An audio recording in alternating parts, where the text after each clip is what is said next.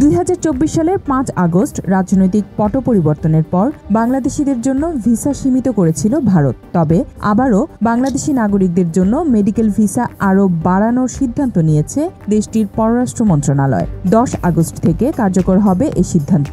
এ খবর জানার পর ব্যবসা বাণিজ্য পুনরুজ্জীবনের আশায় নতুন করে বুক বাঁধছেন ভারতের ব্যবসায়ীরা।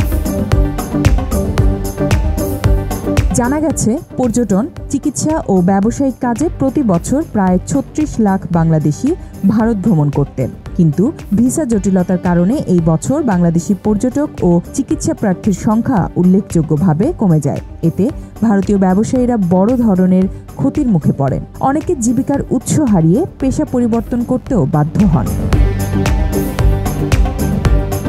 এছাড়া ভারতের কলকাতার প্রাণকেন্দ্র নিউ মার্কেট, রাজধানী দিল্লি, দক্ষিণ ভারতের চেন্নাই, হায়দ্রাবাদ ও বেঙ্গালুরু শহরের বড় বড় হাসপাতালগুলোতেও বাংলাদেশ নির্ভর ব্যবসা ও অর্থনীতি একেবারেই ভঙ্গুরপ্রায়।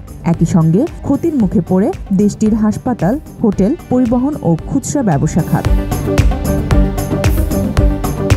ভিসা নীতি সহজ করার ফলে আবারও বহু সংখ্যক বাংলাদেশি ভারতে যেতে পারবেন বলে খুশি কলকাতা, মুম্বাই, চেন্নাই, হায়দ্রাবাদ, বেঙ্গালুরু ও দিল্লির ব্যবসায়ী সহ হাসপাতাল কর্তৃপক্ষ।